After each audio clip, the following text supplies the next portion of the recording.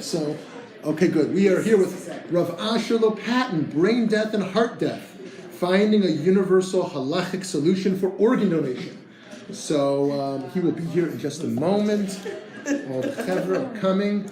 In a moment you can meet Chacham Sassoon, wonderful sage of our time. Okay, Rav Asher will be here any moment. Okay, excellent. Oh, right here, down here. Make sure you're in that video. Look at his doctor. Okay, handouts, sorry. Okay, so It's going through. We're keeping I'm things excited. moving. Awesome. Excellent. Okay, so I am excited. Should I close the door? I don't want to. Close the door. Okay. I hope that I can get some pushback in this shiur, in this discussion, even though we only have half an hour. Because really, I think that I want to say from the start, I'm not an expert on medical ethics, I'm not an expert, I'm not a doctor, I'm not a PhD, nothing like that. I study Islamic studies, I study yeshiva, I'm a rabbi, but I think my expertise or my passion is to try to bring people together, different opinions, and that's really, I must say that Torat Chayim is an amazing collection of rabbis and community leaders, women, men, that's really, you're on the listserv, right? That's really bringing together an amazing array of different people. So what I want to talk about now is not so much a lot of the details of brain death and that, but it's how to bring together two very different schools of thought on the definition of death. One of them, my Rabbi, Rabbi Iyun Soloveitchik, is part of this school that actually has become the dominant school now, the dominant opinion, which is that not accepting brain death, cessation of brain function as the definition of death, but actually needing the real cessation of all systems, the heart, the breathing, all those systems. That's what you need to define someone as dead. So that Rabbi Iyun Soloveitchik, for decades and decades, and he's passed away, but always held that, never accepted brain death. But the dominant shita,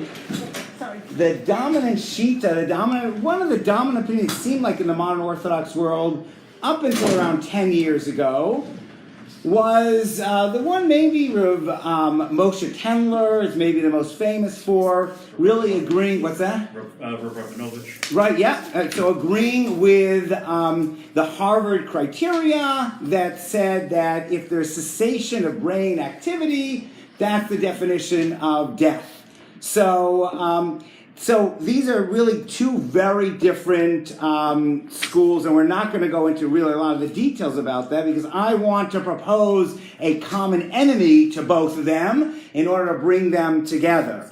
So first of all, Rabbi Iyun had a lot of discussions, disagreements, but one of them was one of the problems with looking for cessation of brain activity is it's very hard to really find that it's totally ceased. First of all, our instrumentation might not be sensitive enough now, but also from what I've been reading, it's hard even when the Harvard criteria, when hospitals define someone as brain dead, there's not really a total cessation of brain activity. It's pretty much gone, but it's not total. So even the school that wants to say that when someone is considered dead, when their cessation of brain activity, it's really not 100%, even with the instruments that we have now. On the other hand, the Rabbi Iyun Soloveitchik, Agudas Yisrael, so many others, many interpretations of Rav Moshe Feinstein that require, in order to find someone as dead, the cessation of heartbeat, of breathing. The biggest problem with that is that once you wait for that to happen, and then you say, okay, now this person is dead, then the organs, most of them, the vast majority, are not useful for organ transplantation. You know, we know how many lives are saved through this. through organ transplants. And we're even living in an era where a lot of the other, I don't want to say mishigas, but a lot of the other kind of myths around why you can't use an organ, chiyas amesim, all the other kind of things that most people don't talk about that. The one thing people talk about that is that you can't kill someone to use their organ. And if you hold by this now the predominant opinion amongst the poskim that as long as the heart is beating, so someone is on a ventilator and there's oxygen going in and out because of a machine, but their heart is beating, if you think they are still alive, then you can't take organs from them. So we're faced with a real difficulty. Rabbi Aaron Soloveitchik said, I don't care if it's not utilitarian. I think it's very sad that we can't use these organs, can't harvest these organs. But I feel it's a moral imperative. I'm not a utilitarian. It's a moral imperative. Lo tirtzach, do not murder. So now one of the very sad things that also occurs in the world of not accepting brain death, and that is that I'll say hypocrisy going on. I don't want to, that's a judgmental term normally, but maybe a paradox, let's say, that many people in Israel outside will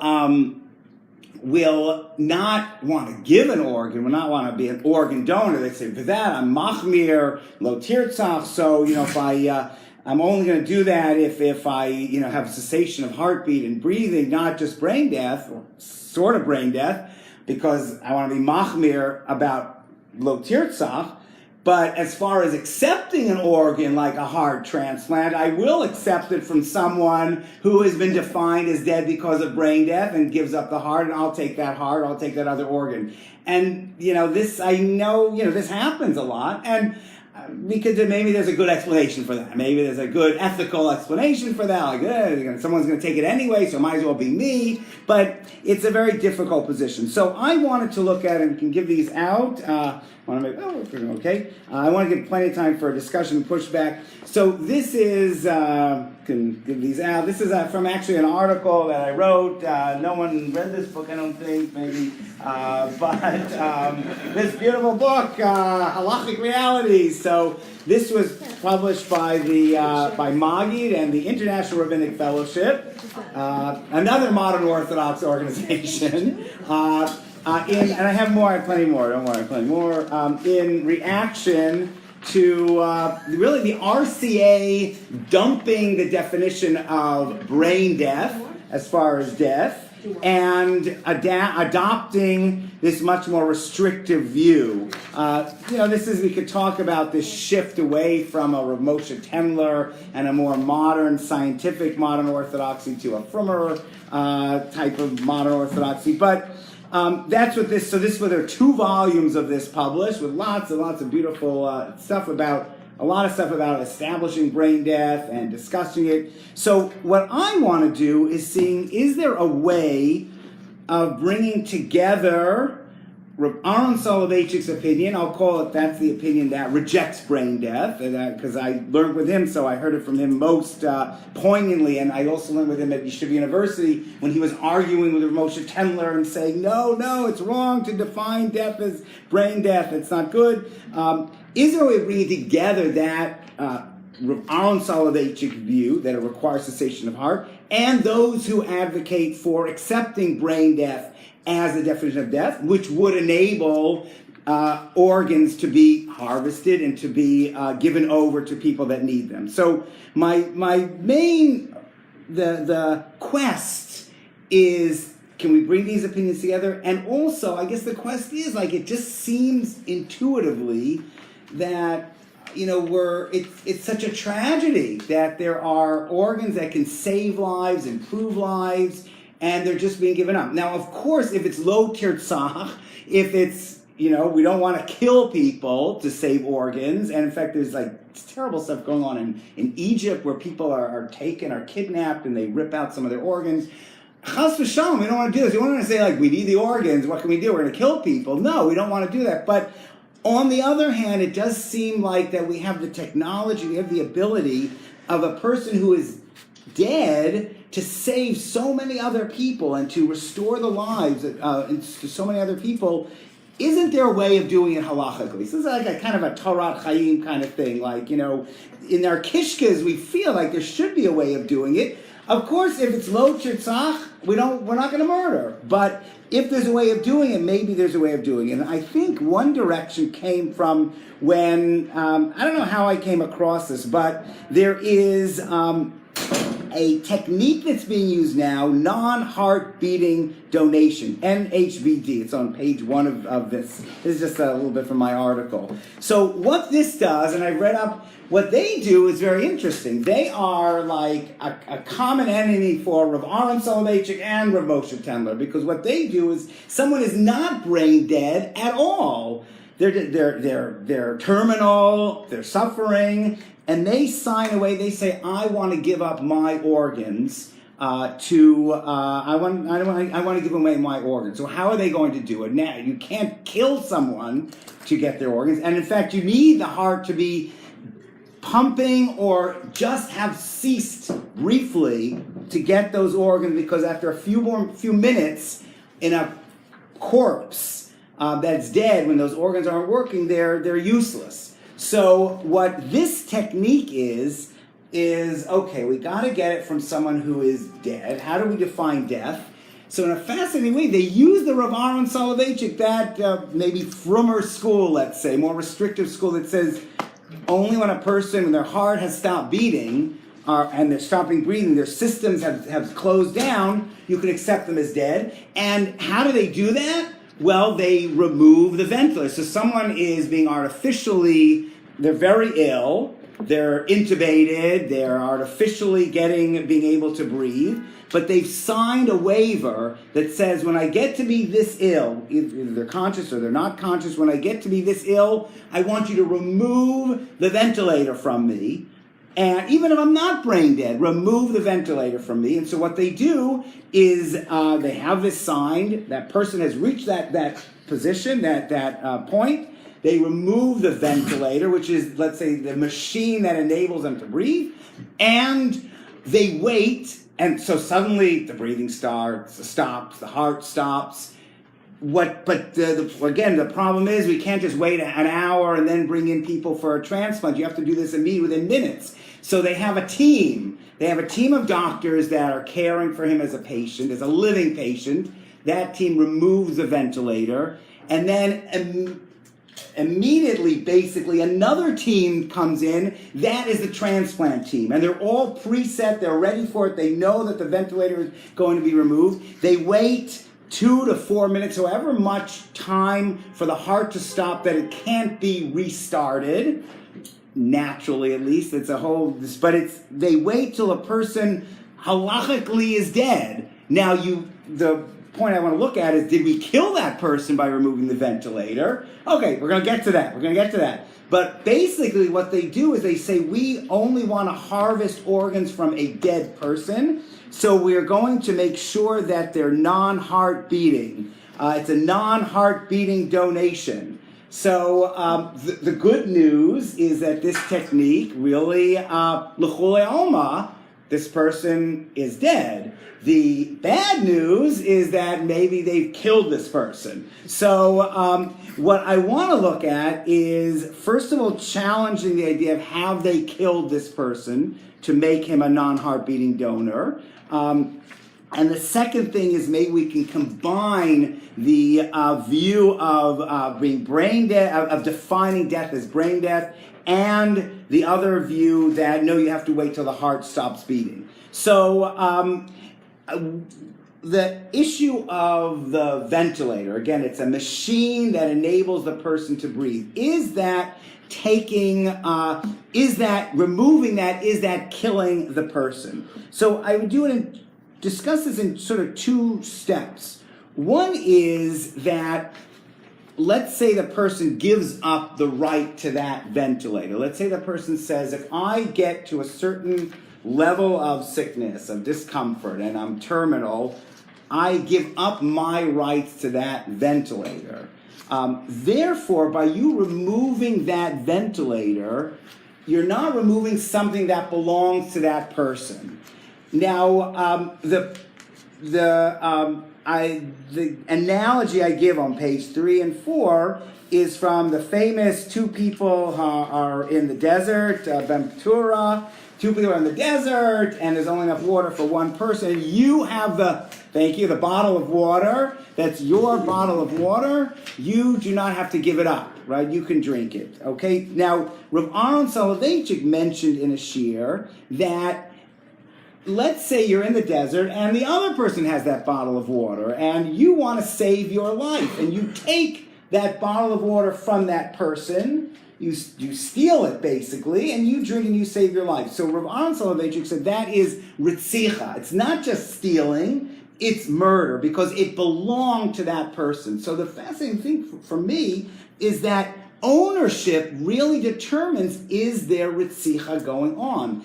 If the person in the hospital owns the rights to that ventilator, their insurance is paying for it, and it's their right to that ventilator, that's like having that bottle of water. And if you remove that ventilator, you might be considered killing that person, especially, let's say the person isn't even brain dead, if you remove that ventilator. But if the person has given up rights to that ventilator, then you're not taking something that belongs to that person. It's not ritzicha.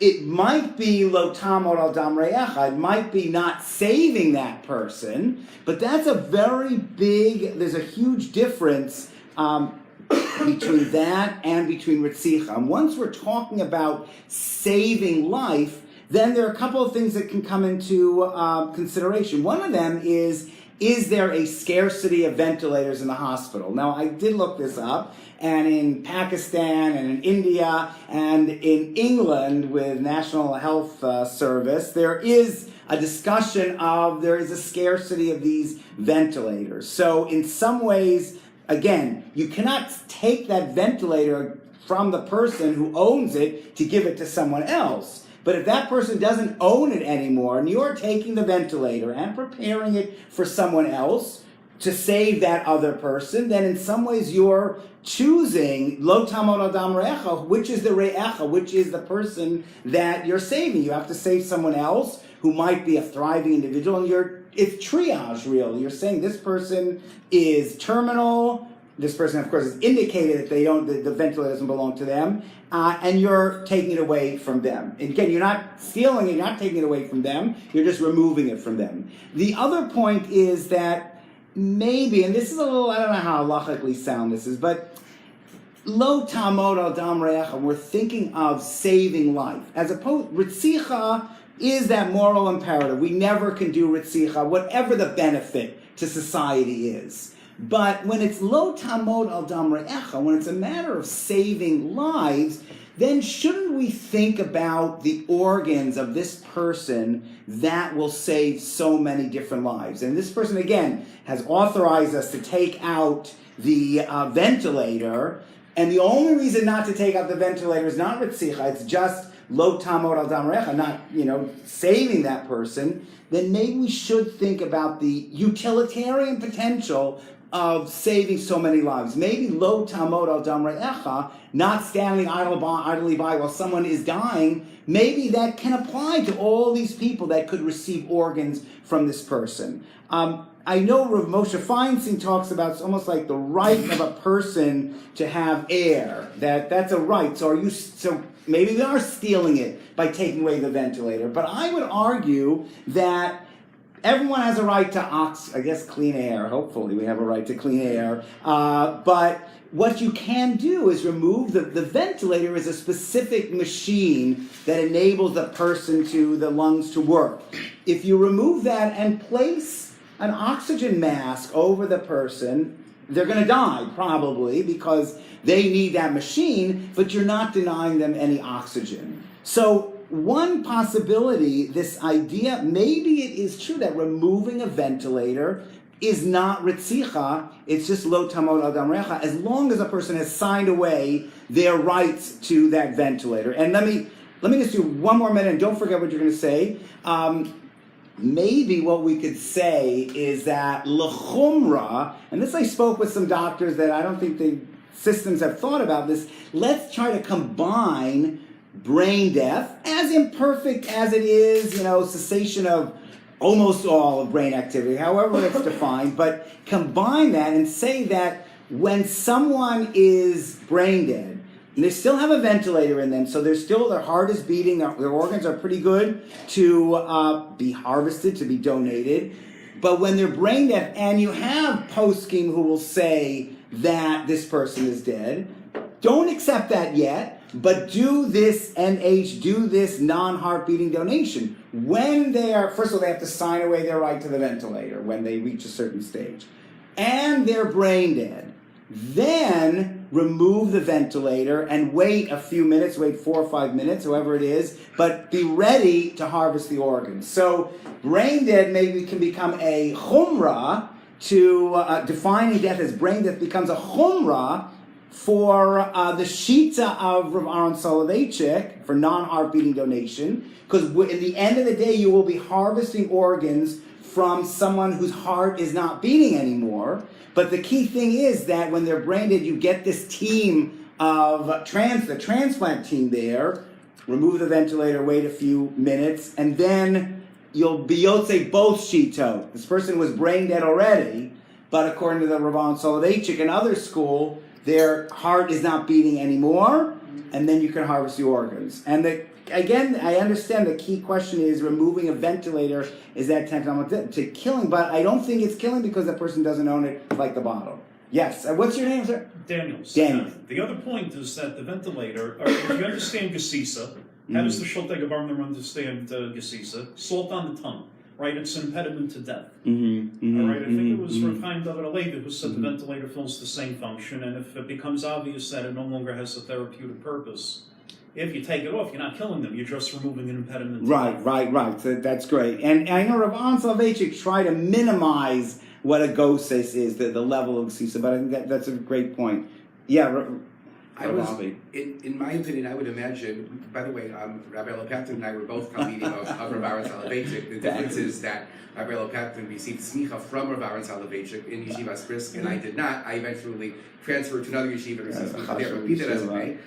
You were the Alter Abacher, you had just come back from Shalom. I was talking to Rav Aaron for about 6 years or so. In any event, I imagine that Rav Aaron would use this Gemara, right, about the right, as to stand in complete opposition to NHBD.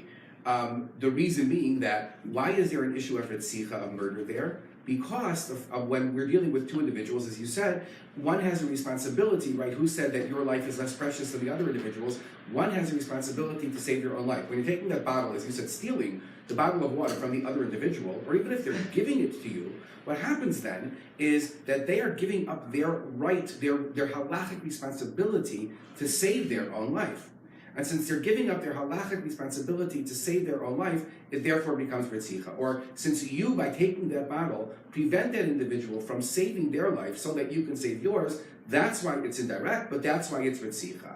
So now if you transfer that to NHBD, you're dealing with a similar circumstance. In other words, we know that Rav Aaron, sadly even with his own grandchild, is so extreme in his position that it's so extreme in his position, not just about removing from a ventilator, but even that one is required to put somebody on a ventilator in the first place, that he would see this as absolute murder, period. That's how I understand it. So I want to get to the bottle again. Like if you're not allowed to actively cause someone's death. And the whole Reb Chaim there on, that you have to remain passive. Actually, that you can't let yourself be cause someone's death. So how, but it seems that if you own that bottle, you're not, if it would be a problem of ritzicha involved, then you wouldn't be able to do it. Right. So the Gemara deals with Shimon taking that bottle from Reuven because he doesn't have his own. Right. The Gemara that he doesn't discuss Shimon relinquishing that bottle of water and saying you can have it. That's what the parallel would be here. Is that the patient that's on the ventilator is essentially saying you or somebody else can have my ventilator. I'm not going to be using it anymore. Come a certain point. Right? So now you can have the ventilator. I no longer have this. You put ownership over it. But Rav Aaron Soloveitchik, I think, would counter that by saying you don't have the right to give up that ventilator. And since you don't have the right to give up that ventilator, even if you do, Right.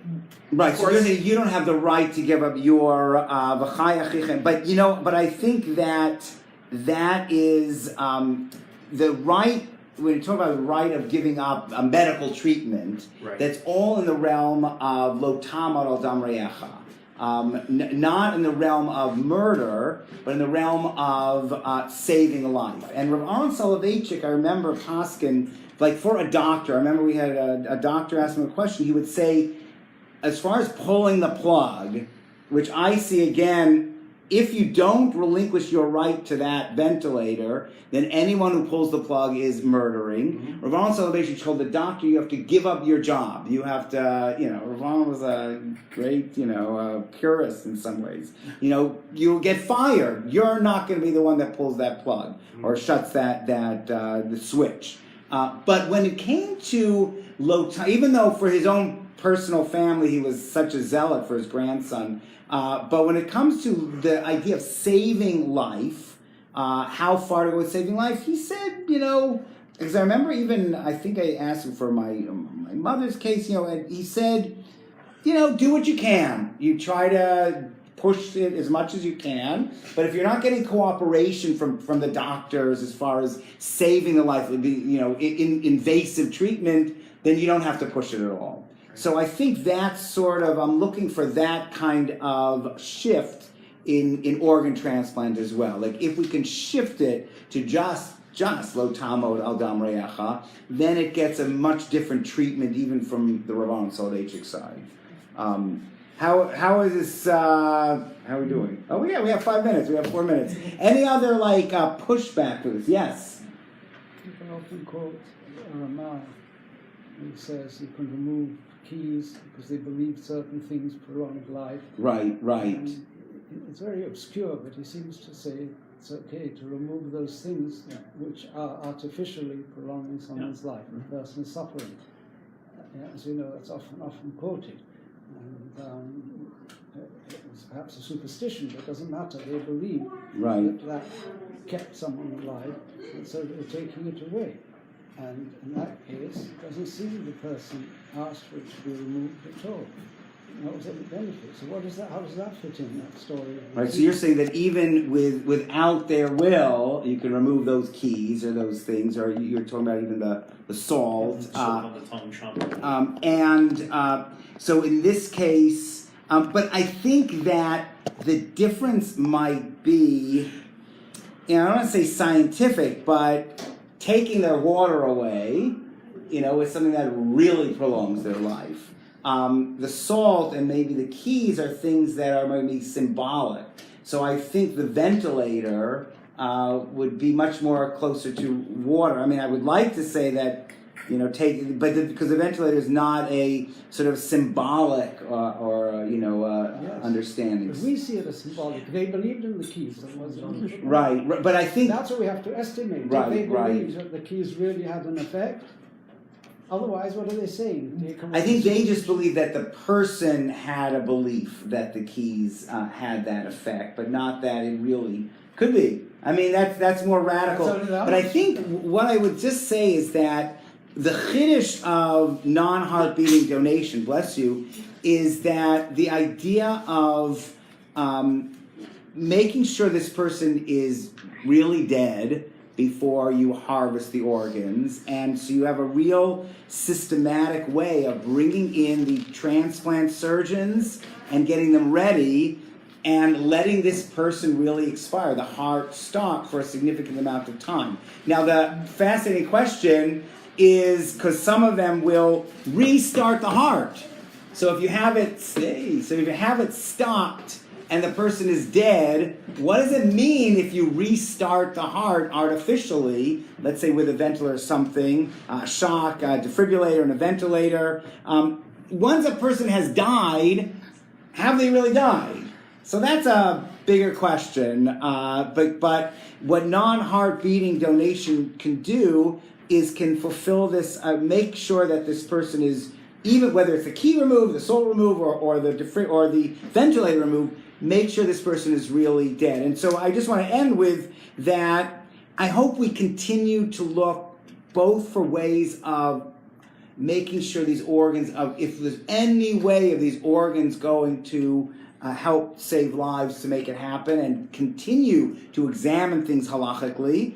And the other thing is, if there's any way of us bringing those two schools of thought together, the ones that define death as brain death and the ones that define death only as cessation of all the organs functioning, if there's any way of doing it b'shalom, then we should really strive for that. So, did you want the last point? Question: like, what's your opinion on the people who take these organs? If you don't define death as brain death, what is the position of these people who do take organs but who won't give?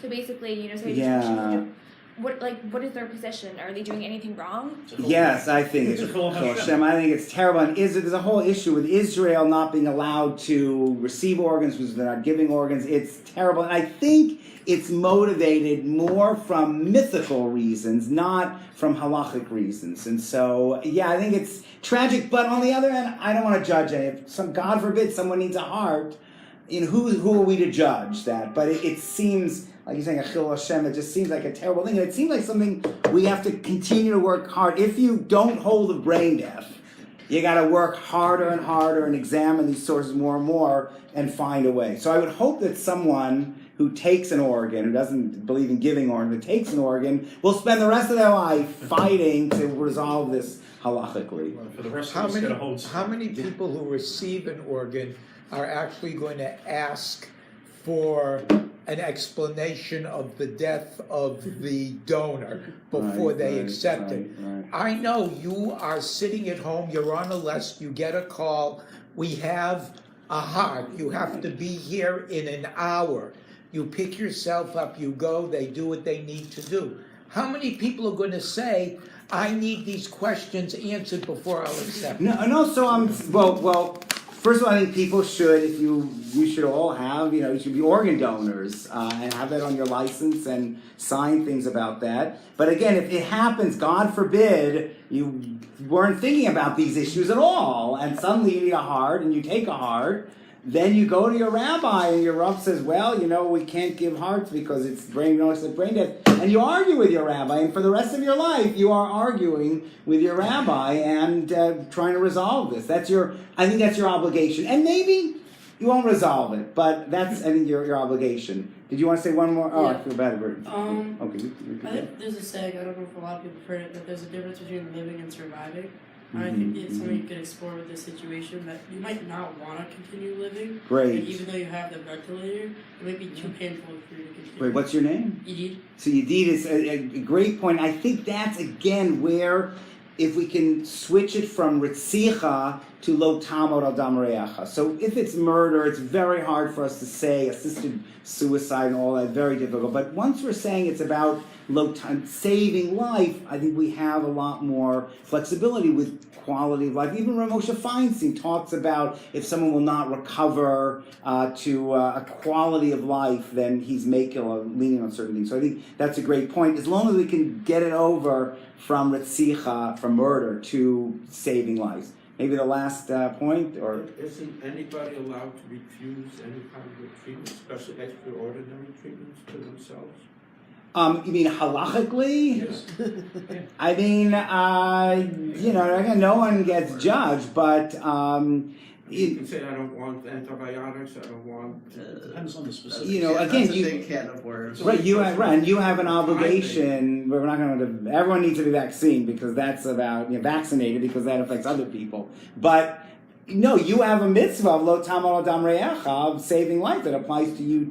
Applies to each and every one of us. So we have to end V'nishmartem al nafshotechem. We have to preserve our lives. So we have a limited ability, but to be flexible in this area. Can I just add one thing to that? Is that okay? Yeah. Regarding placing somebody on the ventilators to begin with, so that is heavily debated by the posting today, but there are plenty of those that say that one is not required to be placed on a ventilator at all. Right. And a family, if the person can no longer decide, is not required to. The problem becomes, because of because of that, they're not at fault or anything, but they're reasoning that once you're on a ventilator, taking off is much different than putting on in the first place. Right. But by and large, it's accepted now that in most circles, more and more, that one is not required to be placed on a ventilator to begin with. The ventilator is different than medication, though, and it's a whole separate. Right, do not resuscitate. Right, it is that is right, that's growing, whereas the other side, the brain death, is unfortunately very few poskim are hanging on to that. And hopefully we can resolve this. And really, and Torat Chayim is all about these arguments and resolve.